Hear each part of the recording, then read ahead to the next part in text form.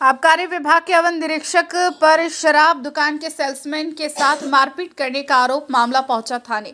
धनबाद के एक्साइज विभाग में अवर निरीक्षक के पद पर पदस्थापित जितेंद्र कुमार पर भुल्ली ओपी क्षेत्र अंतर्गत बुधनी हटिया स्थित सरकारी शराब दुकान के सेल्समैन ने मारपीट का आरोप लगाया।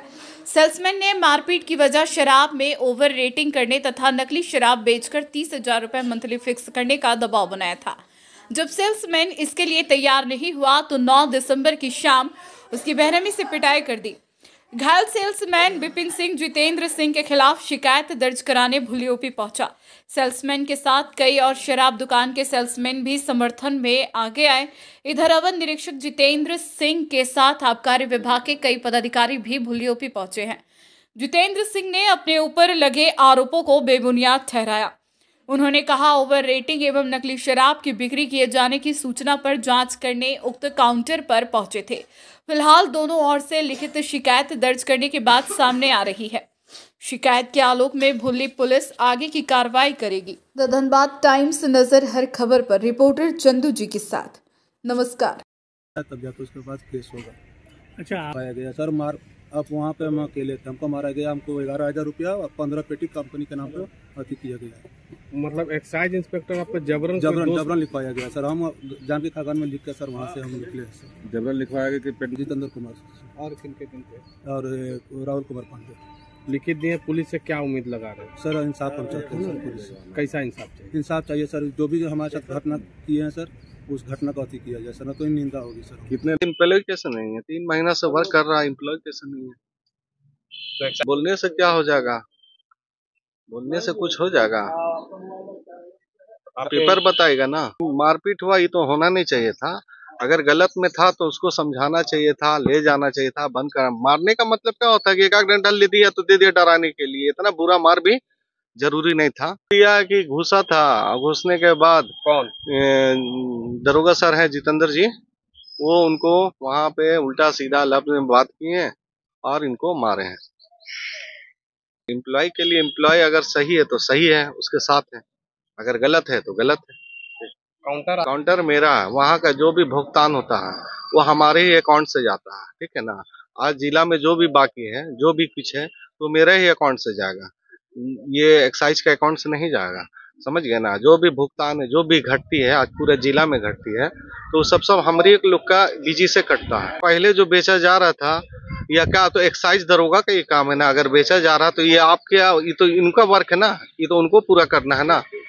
हम लोग को देखिए, अभी नोटिस में क्या बोला गया कि दुकान में सिर्फ एक कुमुद रंजन है जो कोऑर्डिनेटर है, वही घुस सकता, बाकी कोई स्टाफ नहीं। अब अंदर में क्या हो रहा नहीं हो रहा, ये तो फिर दरोगा ही बतागा। ओवर रेटिंग का भी बात हो रहा है। इंस्पेक्टर क्या पैसा लेते हैं? हम लेते हैं तो दरोगा किस लिए भैया? किस लिए भेजा गया सरकार? उनको कार्रवाई करे ना। हम लोग खुद पकड़ते हैं, कार्रवाई करे ना भैया।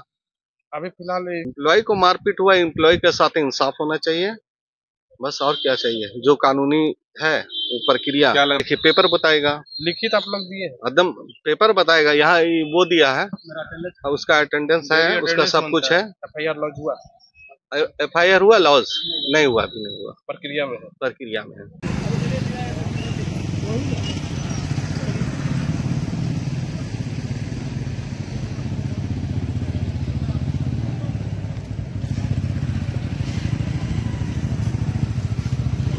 रात को रुकते हुए भूली था।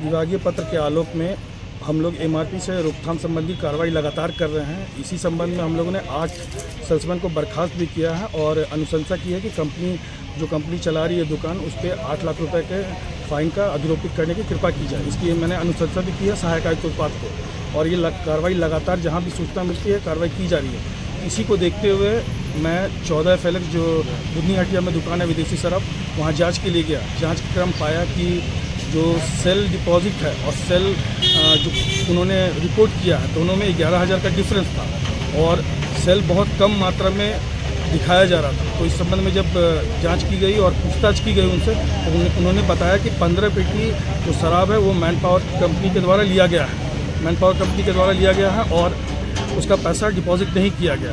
तो इनसे पूछा गया कि जो आप डेली सेल रिपोर्ट करते हैं उसका डिटेल है आपके पास, तो इन्होंने बताया कि नहीं है।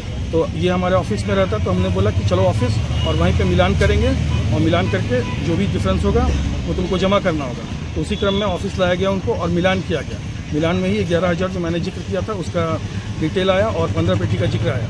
तो उसके बाद डिटेल सारा कुछ होने के बाद उनको निर्देशित किया गया और उन्होंने लिखित में दिया है ये कि 15 पेटी जो शराब है वो मैन पावर ले गया है और 11,000 रुपये जो डिफरेंस है वो जमा करने का जिम्मेदारी उनका, और किसी भी प्रकार का मारपीट नहीं किया गया।